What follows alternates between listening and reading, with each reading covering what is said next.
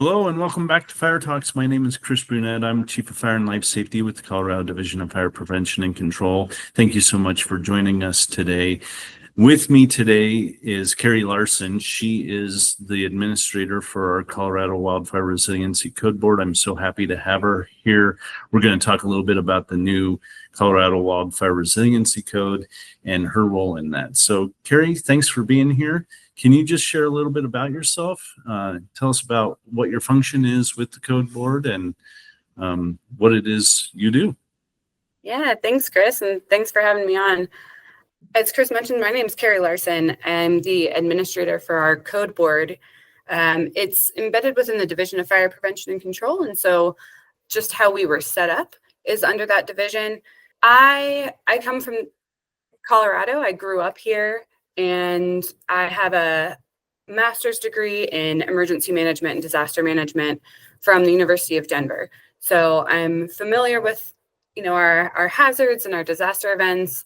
I'm very familiar with the fire problem that we face in Colorado. My family was on pre-evacuation orders and near both the Waldo Canyon fire in 2012 and the Black Forest fire in 2013. So I'm familiar with this problem. It's what got me involved, and one of the reasons that I decided to come work here and be part of this board. The job with the code board is really helping develop this board, get it stood up from its inception, and working to develop the code as we've gone through the last couple of years, until just a couple of days ago when that code was officially adopted.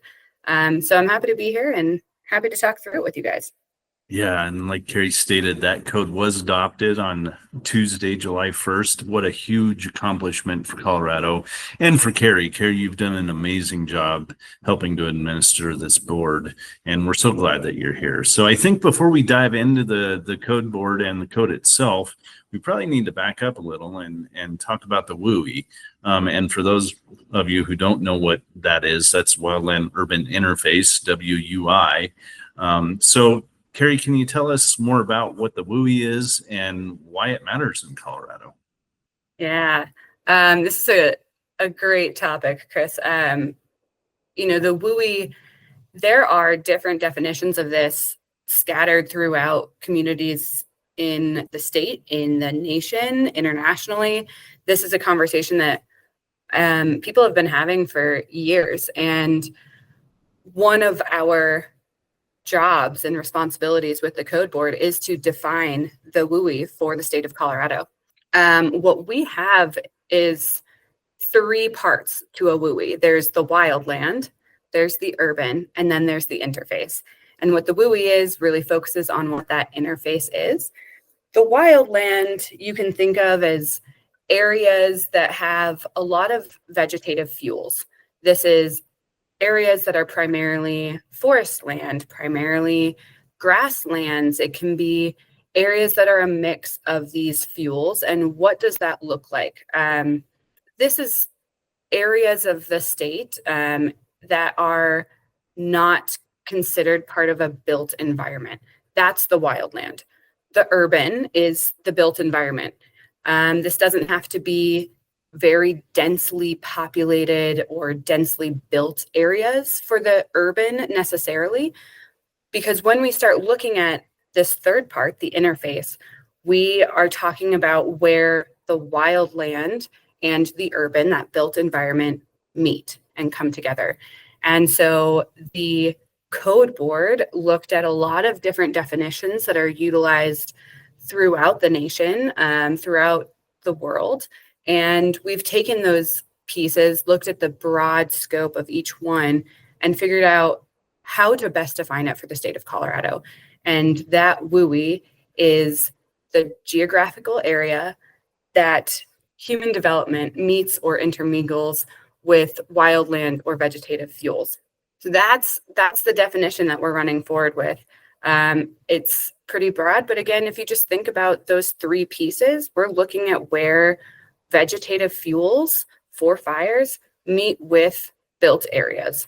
Yeah, wow. And I wanted to know because, early in my career, I used to think of the WUI as that cabin in the woods. But like you said, it's any vegetative fuels. And so in Colorado, we have the forests, but we also have the prairies, and the prairie grasses are considered wildland fuels as well. And so I've heard that the commonly accepted number of folks who live in the urban interface in Colorado is about 50%. So this is a definite risk in Colorado, and I'm so glad that you and the code board are addressing it. So when we're talking about that code board that's trying to address wildland fire when it reaches that interface, maybe you can just give our listeners a little bit of a background on that Colorado Wildfire Resiliency Code Board, and how did it get started? Where did it come from? Those types of things.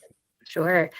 In Colorado, we've seen our fair share of devastating wildfires, and most of those largest fires and most destructive fires that we've seen in Colorado have happened in the last 20 to 25 years.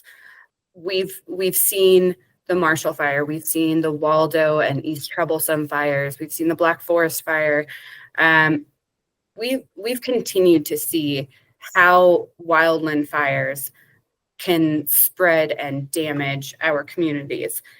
This is, why people move to Colorado, is our wonderful communities, our interspersed ability to build those communities with our vegetation here. But our population has also been growing. And from 2010 to 2020, our population in Colorado increased by 750,000 residents. And that population is just expected to continue growing in, the next 25 years. Where those people are moving and building their communities are continuing to expand and infiltrate into those WUI areas. So we're not only seeing more damaging and destructive fires throughout Colorado, but part of the reason is because we're also seeing a growth into the state and a growth of that WUI area. So we're seeing more people building in areas that abut the wildland and are next to areas that will come face to face with wildfires at some point. And that's really what we're trying to build a resilience against. So considering this fire issue and the growing damaging fires that we've seen and this growing population, Governor Polis back in 2021 issued a letter to the Colorado Fire Commission. That's an advisory commission through the Division of Fire Prevention and Control. And he asked that they take a look at this problem.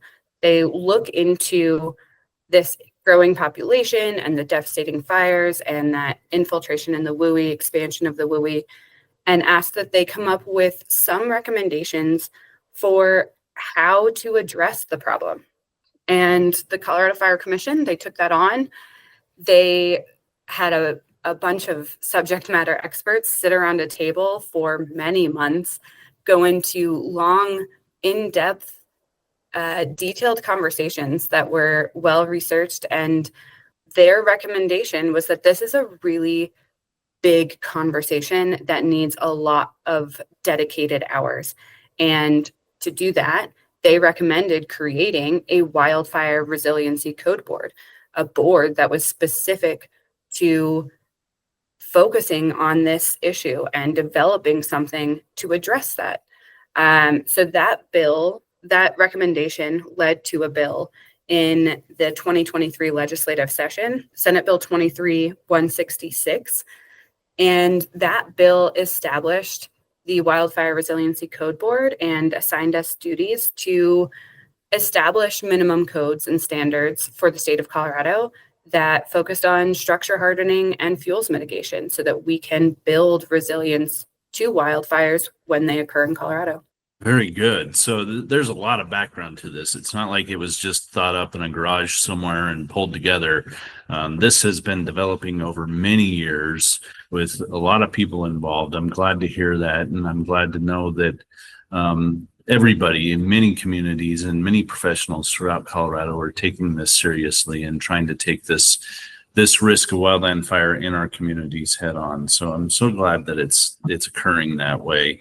And so you talked about the creation of this board, and then they're working to address these wildland fire issues. Who makes up that board? So the board is composed of 24 members, and 3 of those members are representatives of state agencies that support and provide advice to the board. They represent the Division of Fire Prevention and Control, the Colorado State Forest Service, and the Colorado Resilience Office. The other 21 members on the board represent various industries, people from insurance, people from builders and developers. We have utilities representatives. We have a lot of local government officials. We have code officials. We have fire service professionals. We have private sector subject matter experts who focus on fire behavior and planning and zoning in their professional duties outside of this board. The board also has people representing all areas of the state. We have a lot of people from the Front Range, Fort Collins, Denver, Colorado Springs, along the I-70 corridor. We have people from Aspen and Glenwood and some areas just kind of north and south of that area. And then we also have people from the Western Slope, so Montrose, Gunnison, and Ouray and Durango. So we really try to have a diverse group on the board, but this is also, they're represented and appointed by not just the Division of Fire Prevention and Control. In fact, some of the members are appointed by the Department of Public Safety Executive Director, and then other members are appointed by our legislative leadership. So we have House and Senate majority and minority leaders who appoint half of the board. So this is a bipartisan topic. It is a regional topic. It is a topic that covers all industries and professions in the state. And we try to represent all of those voices on the board so that people can take this information back to the industries or the constituents that they represent and their communities, and then bring their community and constituent and professional comments and feedback back to the board so that we can take into consideration all of that feedback and everyone's voices in the development of this code. Thank you for sharing all that, Carrie. It's good to know that in a state that's as diverse as Colorado is, that we have a board representing our state that is so diverse. It sounds like, it's well covered all across the state, but also across all industries. It sounds like a lot of people trying to do one job. I'm surprised that you were able to accomplish anything with such a large board, but obviously you said at the beginning of the show that the code has been adopted. It was developed and adopted. So you all accomplished a lot in a short amount of time. So talking about that, exactly what did that process look like? How was this code developed, and what best practices were considered? Who did you collaborate with, and those types of things? It was a big lift, and it took a lot of research. It took a lot of collaboration with partners in and outside of the state. We looked to people who have tried to do this in other areas. We've looked at areas where this has been successful in adopting codes or standards similar to a WUI code or Wildfire Resiliency Code throughout Colorado, throughout the United States. And yeah, I think one of our first steps was figuring out, where do we start? And how do we make sure that whatever we're putting in place is specific to Colorado? It's not something that is a one size fits all for the entirety of the world, for the entirety of the United States, but is really focused on the vegetation that we see in our state. It's focused on our communities and how our governance is set up in the state of Colorado and who our stakeholders are in Colorado. What do our citizens care about? What is the focus? And trying to take all of that into consideration while looking at the best practices that we've found. So we started with a couple of nationally recognized and internationally recognized standards and codes. We worked with the International Code Council and the National Fire Protection Association, NFPA, pretty closely. They have created codes and standards for fire and for buildings and residences for decades and are some of the leading experts in these areas. The International Code Council has an International Wildland Urban Interface Code. What we decided as a board was that this code, with our short time frame from October of 2023, when we first started meeting, to July 1st, 2025, that was the timeline we had to develop this code. So we needed to start with something and amend it, adjust it, make it unique to Colorado. So we started with the International Wildland Urban Interface Code from ICC and started to look at what pieces can we pull from? Where do we need to focus? What do we need to change? We pulled and referenced standards from NFPA and their standards for wildland fire protection. And then we reached out and we started speaking with experts from the Insurance Institute for Business and Home Safety, IBHS. They are a research nonprofit that does a lot of research and testing for the insurers and kind of lead how these tests and this research inform underwriting and setting rates and developing practices and procedures for insurers. A lot of insurance companies look to them. So we spoke with IBHS. We learned from the testing that they've done and the research that they've done, what works, what doesn't work, what standards we need to be considering if this is going to have an impact in the state of Colorado. We also worked with some of our partners at NIST, the National Institute of Standards and Technology. They have done a lot of research on how does fire spread and how does it spread between structures? What are some of the catalysts for starting a fire, for having a fire hop from one structure to a fence or vice versa? Does your shed impact that fire? And how far apart do things need to be spaced on your property? Does vegetation matter? We worked very closely with Colorado State Forest Service, and a lot of the documents that they've provided, those educational resources that they already work on to talk about how do you build landscape that is good for Colorado and good for your home when a fire comes through.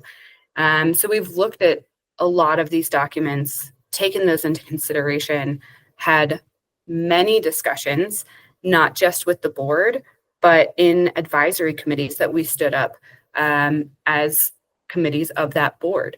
I have been working on developing a report recently and looking through all of the time that this board has spent in conversation and collaboration with our partners to figure out what the best practices are and the lessons learned are. We are looking at over 22 months. The board has met 18 times for full day in-person meetings. And this is a volunteer board. So we're taking their time away from, their day-to-day jobs. And they are dedicating that in service of this project, because building more resilient communities in Colorado is a primary goal for all of us across industries and across the state. You know, those board meetings, I mean, we are looking at over 120 hours per person just in the board meetings. That doesn't include the time that they spent in those advisory committees and doing outside research and having the conversations with some of these experts that we've worked with. So that's kind of how we developed the code. But a part of this code is, how is it applied and where is it applied? And we have looked again at some of those other organizations who have tried this. The state of California, the state of Oregon have both put in practice some standards or minimum codes for specific areas. In California, this is a building code that they've applied statewide. In Oregon, to help apply the code and understand what the code would do, they developed a state map. We worked pretty closely with the state of Oregon because they had one of the first opportunities to do this in the nation. So they have a lot of best practices and they have a lot of lessons learned. So they had a lot to share with us, which was great. What we did was develop a map that would identify the wildland-urban interface in Colorado, then tell us if that's where the wildland-urban interface is, what is the hazard that will affect if this code needs to apply when new development is created or when someone is doing significant alterations, additions, repairs, because that's really what this code is. We're not talking about a retrofit code. So the map that we developed was looking at the existing WUI in Colorado and the potential areas where WUI could exist in Colorado if development occurs. And to figure out what we needed to do for those areas and the best way to address how that code is applied was to identify what hazard is currently there. What are the wildland or vegetative fuels that currently exist? So we worked really closely with Colorado State Forest Service. They have a lot of technical experts who have dedicated a lot of time to help us develop this map. They have data that looks at those ground fuels and those surface fuels. And we have identified through their data the areas that are different levels of fire intensity. So this is how a fire burns when it occurs. And based on that intensity level, the low, the moderate, or the high, that's really what we mapped for our state map. But again, it's not supposed to be a risk map. We're identifying where the WUI exists or where it could exist. And we're identifying how the code should apply in those areas of the WUI.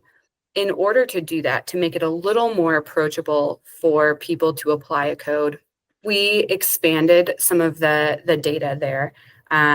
We looked at, instead of a 20-meter resolution, we took it and looked at a broader scope. We expanded it to 25 acres and looked at a little more of a community understanding of what the hazards are that are present. So what are the fuels present there and how do those fuels impact a fire if it occurs? Again, it's not a risk model. It's not intended to inform your level of risk. It's intended to inform which sections of the code apply and how do they apply if you build something there. So that's kind of how we developed the code. What our other resource was, that map for how do you apply it, where does it apply, what does it look like?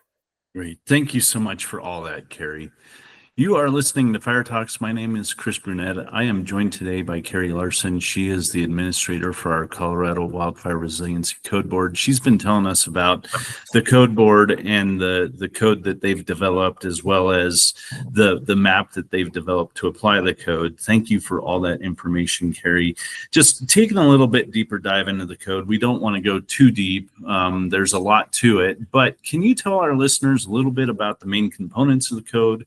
And then where can people take a look at it if they're interested in taking that deeper dive into the code?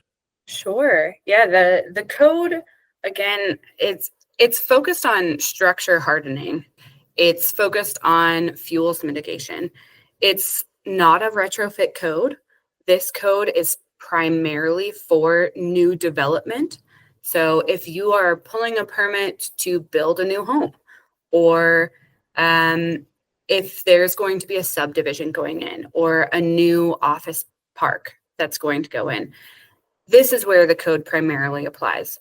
Now, we're trying to build resilience in Colorado, and we recognize that to do that, we do need some level of change. That little bit of change is in establishing this code for the new development. But also, if you're going to pull a permit for significant alterations, additions, repairs, remodels on your home, on the exterior of your home, that's where this code might apply to existing structures. So again, not a retrofit code. We're not asking anyone to go back and refit the entire structure just because. We're looking at, are you doing a big project on the exterior of your home that requires a permit, and does it meet certain criteria? Those criteria are laid out in the code. They're laid out in the statute that established the code and the code board. So I won't get into the details, but these structures, we're looking at structure hardening. Do you have a fire resistant roof, a Class A roof? And if it's new development, we're going to ask that you put a Class A roof on there. We're not looking for wood shake shingles in the state of Colorado anymore. We know that that's a huge risk to the structure, to the people living there, to the community. So Class A roofs, we're looking at updating the exterior siding, making it fire hardened. There's a lot of different ways you can meet some of these standards that we've put down. This is a minimum code. So we want to make it as approachable as possible. And then vegetative fuels. So we're looking at the area surrounding these structures as well. And what can you do to help mitigate so that if a fire is coming, there's a little more chance, a little more time before that fire could reach the structure or ignite the structure. This is primarily known as a home ignition zone. Our code applies to not only homes and residences, but it also applies to some of those critical pieces of our communities, our businesses, our offices, our hospitals. So there's different areas that this is going to apply to. So we call it the structure ignition zone because it's all structures. In these structure ignition zones, you have different distances from the structure that we're looking at protecting. And the critical area that we've learned from all of our research and from that collaboration with some of these subject matter experts is that 0 to 5 feet is huge. And if you can do mitigation in that 0 to 5 feet, that's going to give you a big step up in building that resilience. So we're looking at that 0 to 5 feet.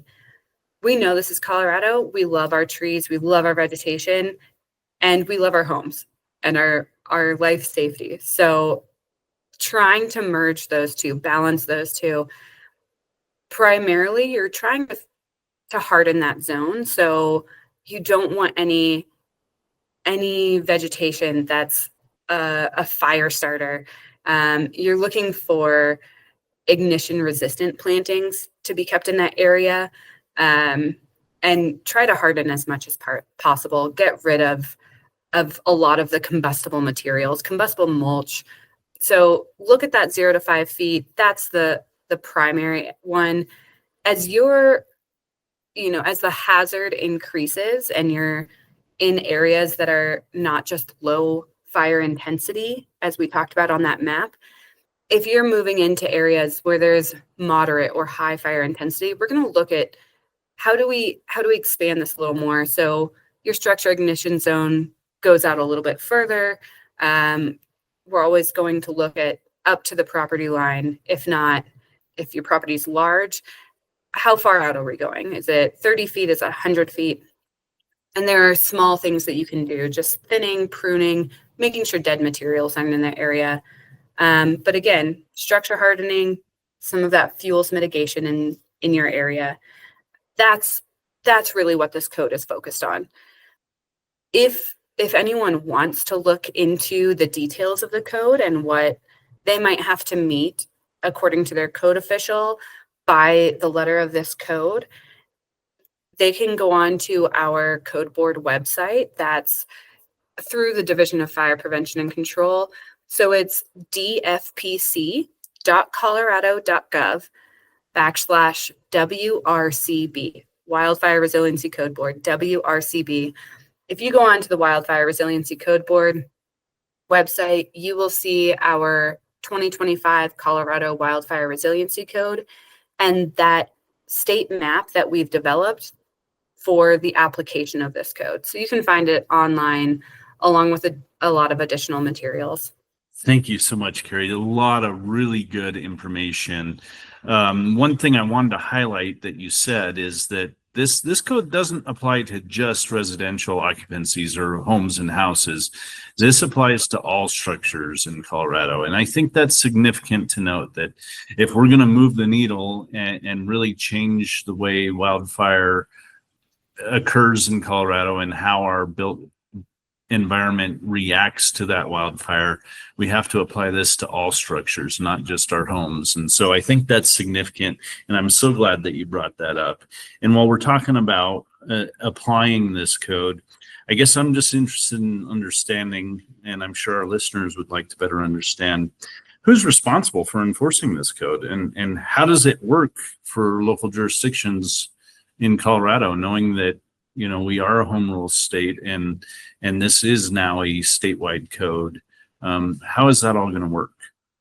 Yeah, this is a great question, Chris. We are a home rule state and we recognize that our governance, we want to rely on that local knowledge. So this is a state code and we've established those minimums, the minimum standards for the state of Colorado.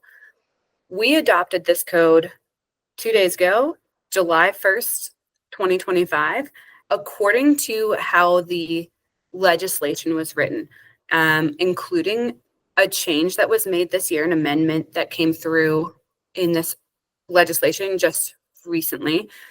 Governing bodies that are defined by that statute and these jurisdictions throughout Colorado will have 9 months, and they need to adopt a code that meets the standards that we set out in the state code or exceeds them by April 1st, 2026. This gives them some time. We extended that timeline with our partners at DFPC and working with legislators. We extended that from the original 3 months. So if you're looking at that Senate Bill 166 from 2023, that established 3 months. There was a new statute this year that amended that. They now have 9 months from when we adopted the code to adopt a local code. That local code needs to meet our standards. Again, we established the minimum.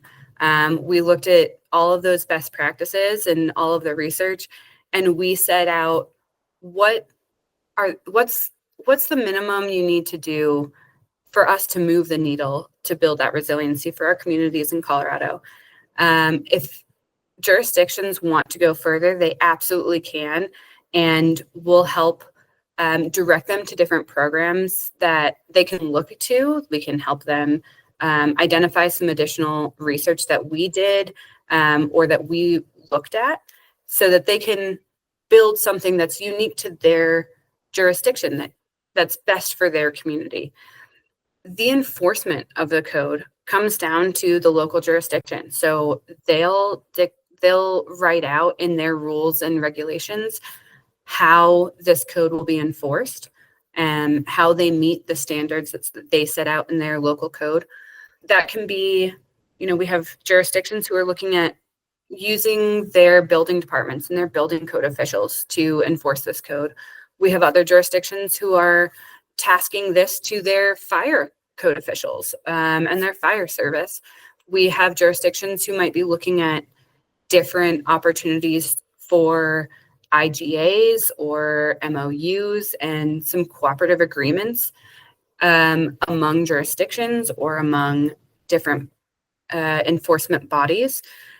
They could choose to split the enforcement of the code between the people who have the best knowledge to enforce different aspects. It's entirely up to the local jurisdiction.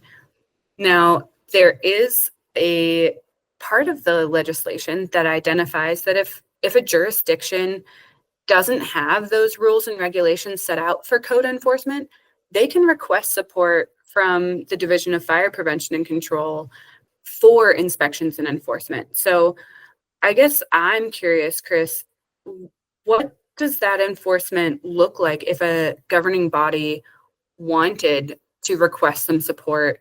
What is the division doing to build that up? What does it look like right now? And what would be the process for a governing body to go through? Do we have that set up yet? I know we just established the code. So what does it look like? Who do they go to for more information if they're looking for that support? Yeah, no, thank you, Carrie. I appreciate that question. I'm so glad that you asked it. So I'll kind of back into it with if anybody has questions about that, they are welcome to reach out to me, Chris.Brunette, BRUNETTE @state.co.us. I'm happy to answer any questions about this and kind of help inform how the Division of Fire Prevention and Control is developing this program for sport. Right now, we're still in the early stages. We are still working through collecting data to find out how many local jurisdictions are actually going to need our help. Because again, like you said, the legislation that created this code board and our obligation to assist local jurisdictions said that really the local jurisdiction needs to request our assistance if they don't have the means or mechanisms to provide these enforcements. And so we really need to find out who is probably going to need that help and how much help are they going to need. And then from there, we'll know what type of team we need to build, how many people we need to bring on staff, where we need to focus our efforts.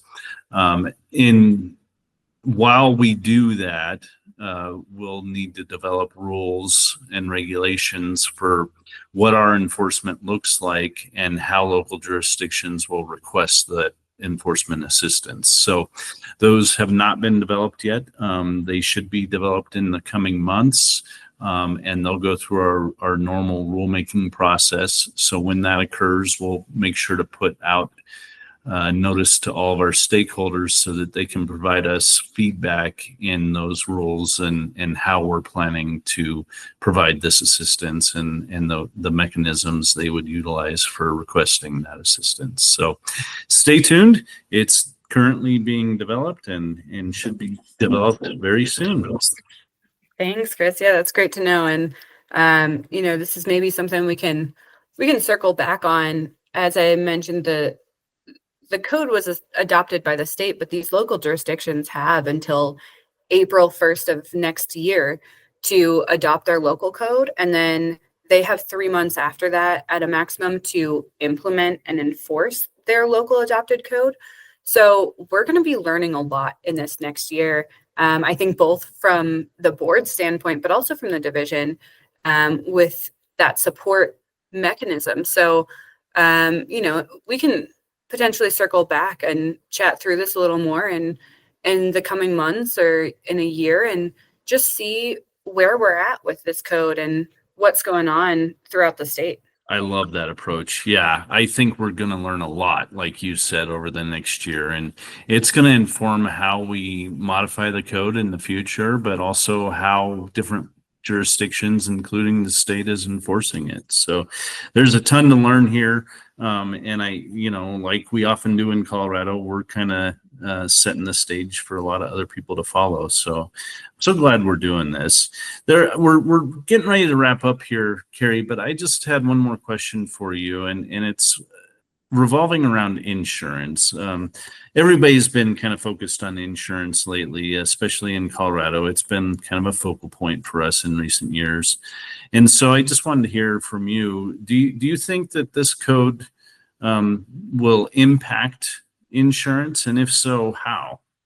It's a great question, Chris. It's the conversation about insurance permeated every discussion that this board had over the last 2 years in the board meetings, in our advisory committees.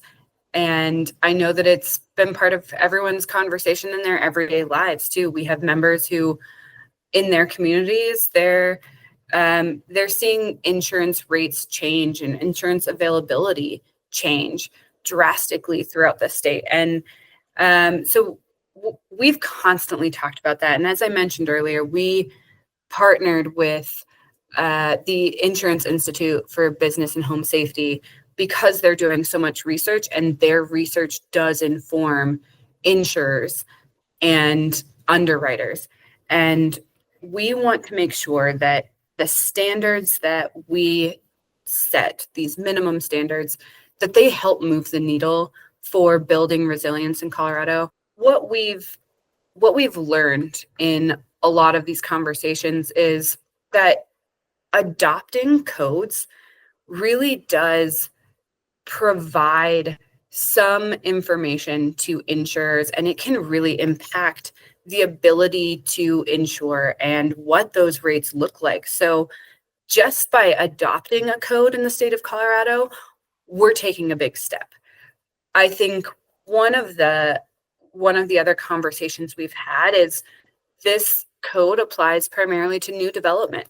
And so as we see new development, we're going to see more impact on insurance. And as we see those permits being pulled for those significant alterations, adjustments, repairs, those are going to have an impact as well. And this is from a state standpoint, from a community standpoint. What the code doesn't do, and again, we talked about that map earlier.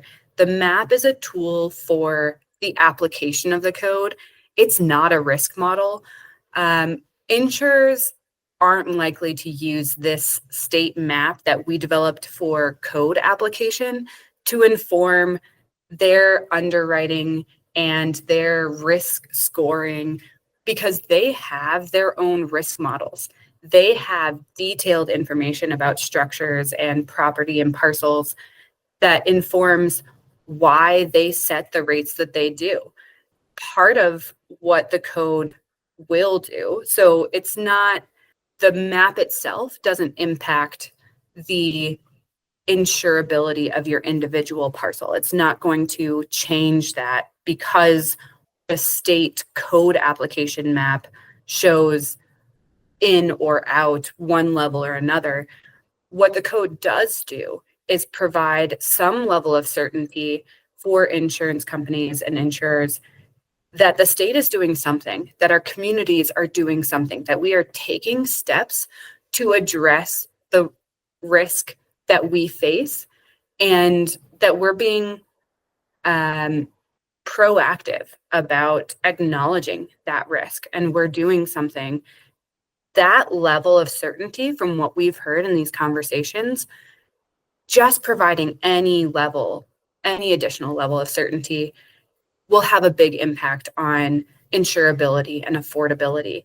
And again, adopting a code will have an additional level of certainty for those jurisdictions, for those insurance companies.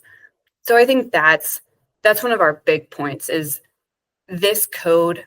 Our focus is to make sure that the standards we put in place will give that level of certainty, that little step to insurance companies to make sure that we can retain insurability and insurance affordability in Colorado to the best of our ability under this program.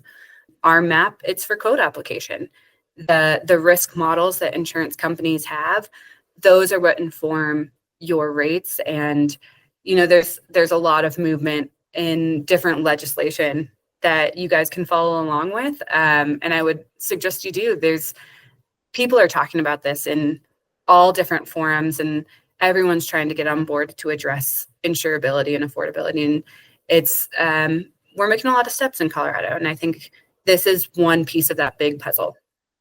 I couldn't agree with you more. I know that this code is going to have a positive impact, not only on insurability in Colorado, but the safety of everyone in Colorado. And I just appreciate so much everything you've done and the code board has done to establish this code and put so much thought into how this code can make an impact in a positive way to affect Colorado and make sure that the effects of wildland fire are mitigated and reduced. And so you've been listening to Fire Talks. My name is Chief Brunette. I've been honored to be joined by Carrie Larsen, the board administrator for the Colorado Wildfire Resiliency Code Board this morning.